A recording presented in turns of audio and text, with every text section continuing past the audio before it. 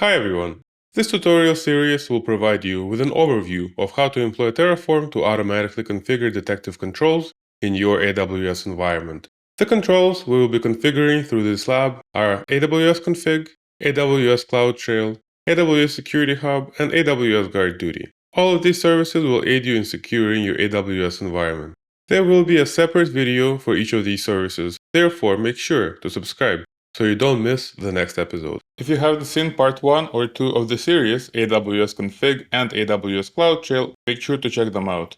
We're continuing the series with AWS GuardDuty. Prerequisites for this lab are basic knowledge of AWS and Terraform, AWS CLI and Terraform installed and configured, and lastly AWS profile configured with permissions to AWS Config, AWS CloudTrail, AWS Security Hub, and GuardDuty. Welcome to Detective Control Part 3.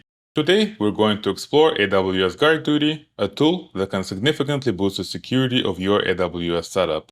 In the ever-changing world of cloud security, staying ahead of potential threats is crucial. GuardDuty acts as a watchful eye, keeping a continuous check on your AWS environment for any suspicious activity or unauthorized access. GuardDuty is a fully managed threat detection service that continuously monitors your AWS environment for malicious activity and unauthorized behavior. It analyzes data from various AWS sources using machine learning and threat intelligence to identify security threats.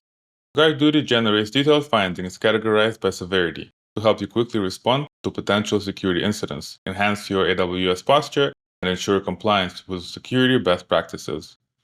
It ultimately helps with safeguarding your AWS resources and maintaining a secure and resilient cloud environment. In this tutorial, we'll explore the capabilities of AWS GuardDuty and its benefits. We will learn about its components and how to configure its data sources. Moreover, we will dive into GuardDuty findings and information they contain.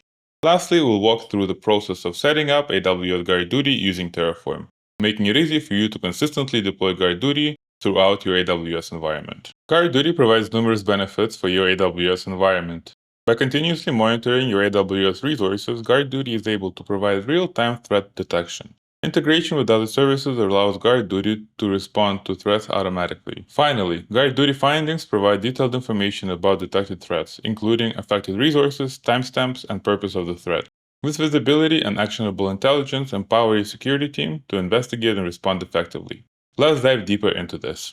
AWS GuardDuty continuously monitors your AWS environment in real time, analyzing data from various data sources like CloudTrail, VPC flow logs, and DNS logs. For instance, if an unauthorized user attempts to access your AWS resources, or if there is an unusual spike in network traffic, GuardDuty detects these anomalies immediately. This rapid detection allows you to respond swiftly to potential security threats, minimizing the impact of the incident. GuardDuty findings provide detailed information about detected threats, including affected resources, type of threat, severity level, and timestamps. This visibility and actionable intelligence empower your security team to investigate and respond effectively. GuardDuty integrates seamlessly with AWS services like AWS CloudWatch and AWS Lambda. For example, if GuardDuty detects a potentially malicious activity, you can configure automated response to trigger actions such as isolating a compromised instance, blocking malicious IP addresses, or sending alerts to your security team.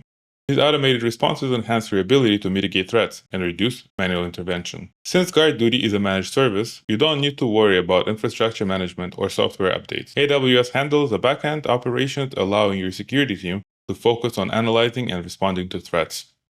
Finally, without the need to deploy additional software, sensors, or agents, and having multi-account support for centralized finding management, GuardDuty requires minimal amount of effort to scale, which again takes a huge load off the hands of your team and lets them focus on other tasks. Now, let's explore the key components that make up AWS GuardDuty. We'll explore log sources, detector, findings, account types, finding storage, and threat intelligence feeds, the essential elements that empower GuardDuty to monitor your AWS environment effectively. Log sources refer to the type of logs and information the service analyzes to detect security threats and anomalies in your AWS environment. These logs include VPC flow logs, DNS logs, AWS CloudTrail events, Kubernetes audit logs, and EKS runtime monitoring. Next component we're going to discuss is Detector, which is the core component of GuardDuty. It represents the overall instance of GuardDuty running in your AWS account.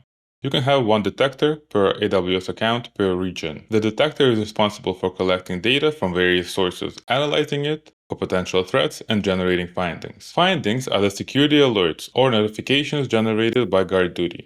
They provide detailed information about detected threats and anomalies in your AWS environment. Findings are categorized by severity levels, low, medium, or high, and include information about affected AWS resources. As we've discussed GuardDuty scalability, in a multi-account AWS environment, there are two types of account, the master account and the member account. The master account is the AWS account that centrally manages GuardDuty. It collects findings from all associated member accounts and consolidates them for easier management and analysis. Member accounts are the AWS accounts linked to the master account. GuardDuty findings from member accounts are forwarded to the master account for centralized monitoring and management. This multi-support is useful for organizations with complex AWS setups. The second last component we're going to discuss is the findings bucket, which is an Amazon S3 bucket where GuardDuty stores the findings data. You can configure this bucket for long-term storage of findings and further analysis or reporting. Lastly, GuardDuty relies on threat intelligence feeds to identify known malicious IP addresses and domains. These feeds are continuously updated to keep GuardDuty's threat detection capabilities current. Now, let's discuss findings in more detail. Findings are the heart of GuardDuty threat detection capabilities. They provide actionable intelligence about potential security threats, along with initial context and evidence needed to investigate and mitigate security incidents effectively, helping you contain and remediate threats. We will not cover low-level finding details in this video, however, we will go over the finding types and the findings format. For finding details, please refer to AWS documentation. GuardDuty's findings are broken down into 8 different categories by resource type: EC2, EKS runtime, IAM, Kubernetes, Lambda, malware protection, RDS, and S3. However, S3, EKS, malware, RDS, and Lambda protections do not come turned on by default in the console and must be enabled separately, which will incur additional costs. Unfortunately, when activating GuardDuty via Terraform, that is not the case, and you have to specify not to turn those settings on. Otherwise, Terraform module turns them on by default. GuardDuty's EC2 findings pertain to Amazon Elastic Compute Cloud instances and activities. These findings can include alerts for compromised EC2 instances, unauthorized access attempts, abnormal network traffic, penetration testing activities, and more. EKS runtime findings encompass a wide range of security events, including backdoor activities, cryptocurrency-related events, defense evasion, privilege escalation, and more. IAM findings in GuardDuty focus on identity and access management activities within AWS. These findings can include alerts for suspicious user behavior, unauthorized access attempts, privilege escalation attempts, and policy changes. For Kubernetes environments, GuardDuty generates findings related to container security. These findings cover areas such as suspicious file execution, malicious IP access, successful anonymous access, and other Kubernetes-specific threats. Lambda findings include alerts for unauthorized invocations, code modifications, malicious IP callers, and other Lambda-related security issues. Under malware protection category, GuardDuty generates findings related to the execution and behavior of files within your AWS environment. These findings are crucial for identifying potential security threats associated with file activities. They encompass alerts for malicious file execution, suspicious file behavior, and indicators of potential harmful software within various AWS services, including EC2, ECS, and Kubernetes. In particular, EBS volumes attached to them. GuardDuty also provides findings related to Amazon RDS instances. These findings can include alerts for anomalous login activities, brute force attempts, and interactions with malicious IP addresses targeting your RDS resources. Lastly, GuardDuty generates S3 findings to detect various anomalies and threats related to Amazon S3 buckets. These findings can include alerts for unusual access paths, interaction with known malicious IP addresses, data exfiltration attempts, unauthorized changes to permissions, and more. Now that we've discussed various finding types, let's move on and talk about findings format. The GuardDuty finding format is a structured naming convention used to categorize and describe security findings generated by AWS GuardDuty. This format provides a standardized way to convey crucial information about each finding, including details about the threat, affected AWS resources, threat family, detection method, and associated artifacts. Let's discuss each of these items. Threat purpose describes the nature of the threat, such as execution, exfiltration, impact, discovery, etc. Resource type affected specifies the type of AWS resources impacted by the threat, such as EC2, S3, IAM user, Kubernetes, Lambda, RDS, etc. Threat family name indicates the family or category of the threat. which can provide additional context about the nature of the threat. Detection mechanism describes the specific detection method or technique used. Lastly, artifact represents any associated evidence or relevant information related to the threat. Let's discuss the following example. Here, the threat purpose is a Trojan. The resource type affected is EKS runtime. The threat family name is drop point, while the detection mechanism is DNS. Now that we're a bit more familiar with AWS GuardDuty, let's discuss how all of this pieces together. As previously mentioned, AWS GuardDuty continuously monitors the security of your AWS environment and operates in a series of well-coordinated steps to provide detailed insights into threats targeting your AWS services. GuardDuty starts by collecting data from different sources in your AWS environment, like logs and network activity. It uses smart technology to analyze this data in real time. This helps it spot anything unusual or potentially dangerous, like suspicious logins or unexpected behavior. When GuardDuty detects something fishy, it creates a report called Finding. This report tells you what it found, what might be at risk, and how severe the issue is. If configured, GuardDuty sends findings to you through various channels, like email or alerts. This way, you're promptly informed if there is a security concern. Once you get the finding, you and your security team can look into it. You assess how serious it is and decide what to do next. This might involve fixing the issue, changing security setting, or investigating further. At this point, we have finished with the theory part of the video and we can move on to the practical implementation of deploying GuardDuty using Terraform. Note, in this example, we will be deploying GuardDuty in a single account, rather than following master-member model. Here, notice the backend is already set up in configuration.tf file, and I have initialized Terraform. If you want to learn how to set up the backend using AWS S3, please visit the setup video using the link on the screen. We will begin with creating main.tf file. Within it, we will specify the first data block, AWS caller identity current, and data block for AWS region, which is also set to current. These data blocks retrieve information about AWS account identity and the current AWS region, where the Terraform script is being executed. These blocks will be used later to construct ARNs and policies. Now let's move on to creating our AWS IAM policy document for our S3 bucket, where GuardDuty will store its findings. I've already created the policy, so I'm just going to paste it here instead of typing all of it out. This data block allows GuardDuty to perform actions like put object and get bucket location on an S3 bucket. It uses GuardDuty AWS Amazon.com as principal, which represents GuardDuty itself. Next, let's create the AWS S3 bucket resource. We name this Terraform resource GuardDuty. Within it, we'll specify our bucket name, and we'll use force destroy arguments set to true. So that way it can destroy the bucket when we're done with the lab, even if there are objects present. Please do not do this in production environment, as you may delete valuable data. Now that the bucket has been set up, let's move on to setting up the AWS S3 bucket policy resource. This resource will connect our bucket with the policy document that we've created earlier. Here there are only two arguments, bucket ID and the policy document. Note that at the end you have to specify .json for the format. And now at this point the S3 bucket has been set up. We can move on to creating our next policy document, this time for the KMS key that we will use. KMS stands for Key Management Service, by the way.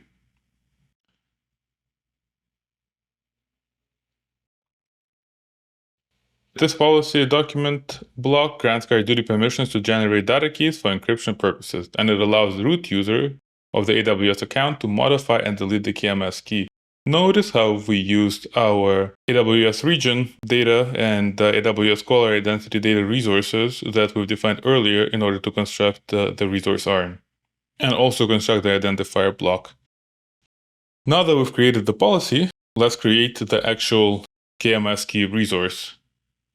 We will name this resource GuardDuty key,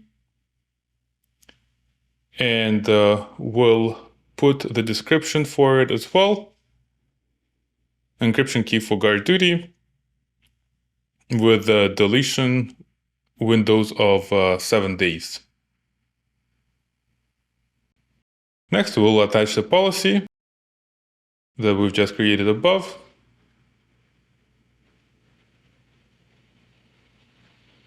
And again, Let's specify JSON format here. Now that we've created the S3 bucket and the KMS key, we can move on to creating the detector resource. We'll name the resource OW_GuardDuty. And here we'll set enable to true.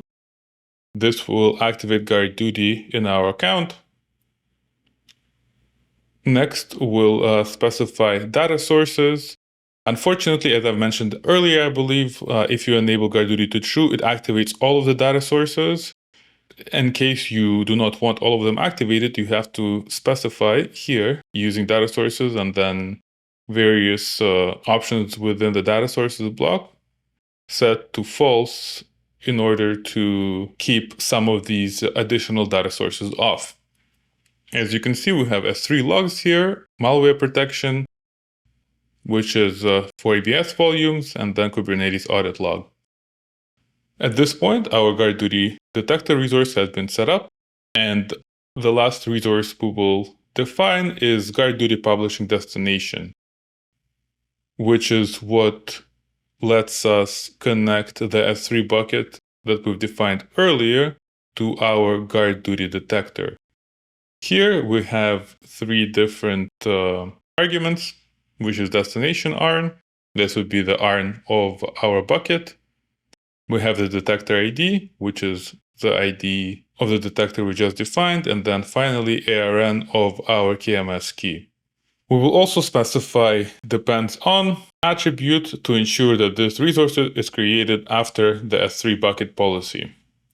At this point, I believe we've specified all of our resources. However, we have some errors.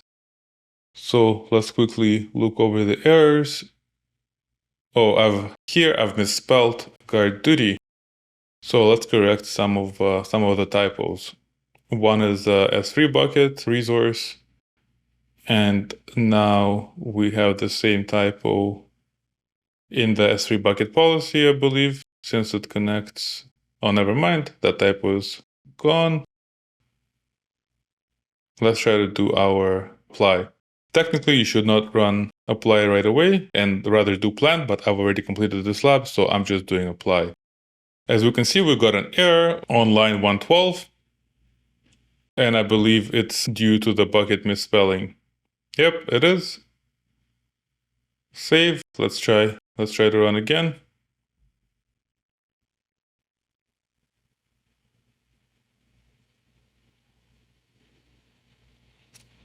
Looks like the error is gone now and it's waiting to be applied.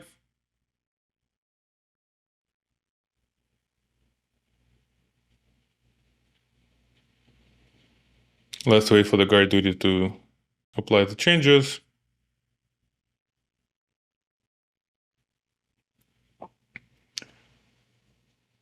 And there we go. All of our resources have been deployed. Now let's go and check it out in the console to ensure that everything has been deployed correctly. Let's go to GuardDuty.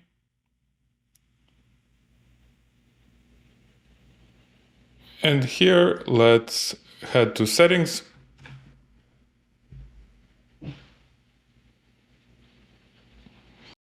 We can see our detector ID here. Let's generate some sample findings.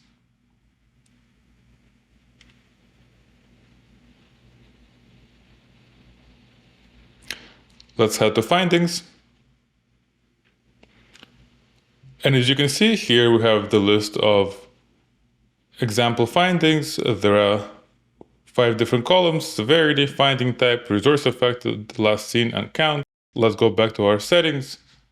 As you can see, here we have our S3 findings bucket that we've configured earlier. And let's check out if all of our protections have been disabled as per our code. So S3 protection, as you can see, is disabled. EKS protection, also disabled.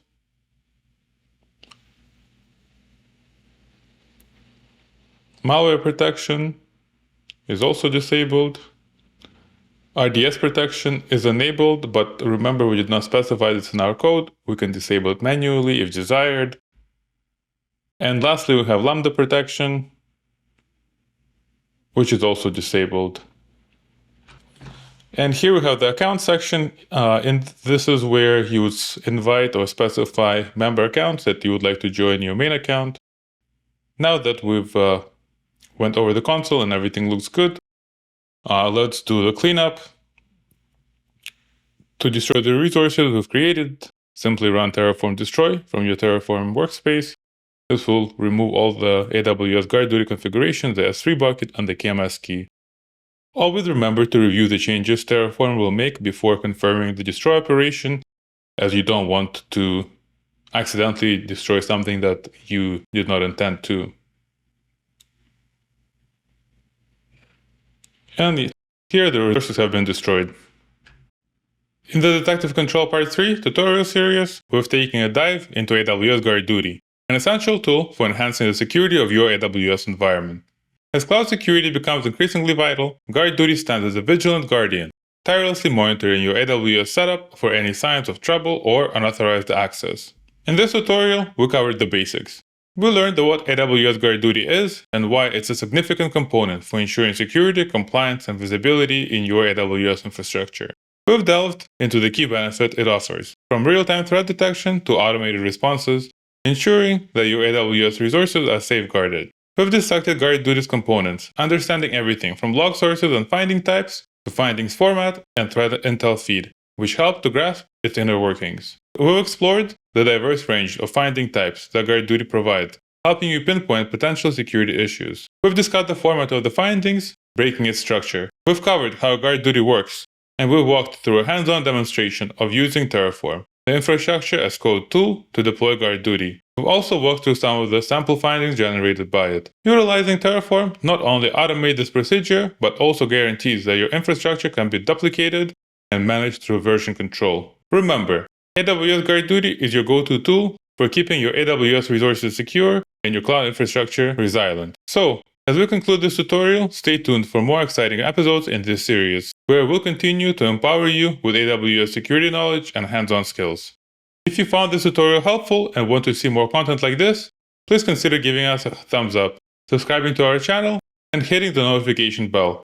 Your support helps us continue creating valuable tutorials. If you have any questions or need further assistance, please feel free to drop a comment below. Thanks for joining me today, and happy cloud trailblazing with Terraform.